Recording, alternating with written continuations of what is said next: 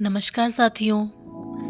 ज्योति का अर्थ है चमक और शिवलिंग का अर्थ है छवि।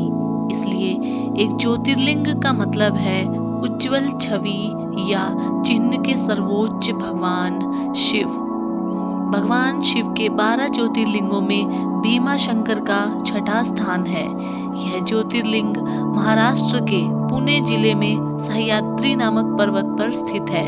भीमा शंकर मंदिर के विषय में मान्यता है कि जो भक्त श्रद्धा से भीमा शंकर ज्योतिर्लिंग मंदिर का दर्शन प्रतिदिन सुबह सूर्य निकलने के बाद करता है, उसके सभी जन्मों के पाप दूर हो जाते हैं और उसके लिए स्वर्ग के मार्ग खुल जाते हैं। भीमा शंकर ज्योतिर्लिंग के बारे में शिव पुराण में एक कथा प्रचलित है कि पूर्व समय में भीम नाम का एक महाबली राक्षस हुआ करता था। कहा जाता है कि कुंभकर्ण का एक पुत्र था जिसका नाम भीम था।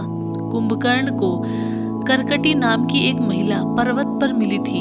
उसे देखकर कुंभकर्ण उस पर मोहित हो गया और उससे विवाह कर लिया। विवाह के बाद कुंभकर्ण लंका लौट आया, लेकिन करकटी पर्वत पर ही रही। कुछ समय बाद करकटी को भीम नाम का पुत्र हुआ। अपने पिता की मृत्यु भगवान राम के हाथों होने की घटना की उसे जानकारी नहीं थी। बाद में अपनी माता से इस घटना की जानकारी हुई तो वह भगवान राम का वध करने के लिए आतुर हो गया। अपने उद्देश्य को पूरा करने के लिए उसने अनेक वर्षों तक कठोर तपस्या की, जिससे प्रसन्न होकर ब्रह्मा जी ने उसे विजयी होने का वरदान दिया। युद्ध में उसने देवी देवताओं को भी परास्त करना प्रारंभ कर दिया। उसने सभी तरह के पूजा पाठ बंद करवा दिए। कामरूपेश नाम के राजा भगवान शिव के भक्त थे। एक दिन भीम ने राजा को शिवलिंग की पूजा करते हुए देख लिया। भीम ने राजा को भगवान की पूजा छोड़ उसकी पूजा करने को कहा। राजा की बात न मानने पर भीम ने उन्हें बंदी बना लिया। राजा ने कारागार में ही शिवलिंग बनाकर उनकी पूजा की। जब भीम ने यह देखा तो उसने अपनी तलवार से राजा के बनाए शिवलिंग को तोड़ने का प्रयास किया। ऐसा करने पर शिवलिंग में से स्वयं भगवान शिव प्रकट हो गए। भगवान शिव और भीम के बीच घोर युद्ध हुआ, जिसमें भीम की मृत्यु हो गई। फिर देवताओं ने भगवान शिव से हमेशा के लिए उस स्थान पर रहने की प्रार्थना की। देवताओं के कहने पर भगवान शिव शिवलिंग के रूप में उसी स्थान पर स्थापित हो गए। इस स्थान पर भीम से युद्ध करने की वजह से इस शिवलिंग का नाम भीम शंकर पड़ गया।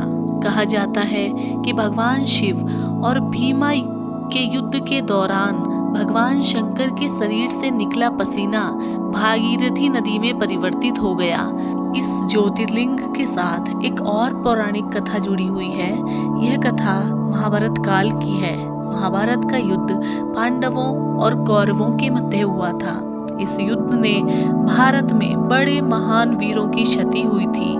दोनों ही पक्षों से अनेक महावीरों और सैनिकों को युद्ध में अपनी जान देनी पड़ी थी। इस युद्ध में शामिल होने वाले दोनों पक्षों को गुरु द्रोणाचार्य से प्रशिक्षण प्राप्त हुआ था। कौरवों और पांडवों ने जिस स्थान पर दोनों को प्रशिक्षण देने का कार्य किया था, वह स्थान आज उज्जैन के नाम से जाना जाता है। यहीं पर आज भगवान महादेव का भीम शंकर विशाल ज्योतिर्लिंग स्थित है। इस मंदिर का शिवलिंग काफी मोटा है, इसलिए इसे मोटेश्वर महादेव के नाम से भी जानते हैं। इस मंदिर के पास से भीमा नाम की एक नदी भी बहती है, जो बाद में कृष्णा नदी में जाकर मिल जाती है। भीम शंकर मंदिर से पहले ही शिखर पर देवी पार्वती का मंदिर है। इसे कमलजा मंदिर कहा जाता है। मान्यता है कि इसी स्थान पर देवी ने राक्षस त्रिपुरासुर से युद्ध में भगवान शिव की सहायता की थी। युद्ध के बाद भगवान ब्रह्मा ने देवी पार्वती की कमलों से पूजा की थी। पुराणों में ऐसी मान्यता है कि जो भक्त श्रद्धा से इस मंदिर के प्रतिदिन सुबह सूर्य निकलने के बाद 12 ज्योतिर्लिंगों का नाम जपते हुए दर्शन करता है, उसके 7 जन्मों के पाप दूर होते हैं और स्वर्ग के मार्ग उसके लिए खुल जाते हैं। तो ये थी भीमा शंकर ज्योतिर्लिंग से जुड़ी कुछ प्रचलित कथाएं। मैं उम्मीद करती हूँ कि आपको पसंद आई होंगी और इसी सीरीज में आगे की वीडियोस और आगे के ज्योतिर्लिंग की कहानी देखने के लिए आप बने रहें आशु स्टोरी ऑफिशियल पे। हम मिलेंगे आपसे कल एक और नई और रोचक कहानी के साथ। तब तक के लिए नमस्कार, जय हिंद।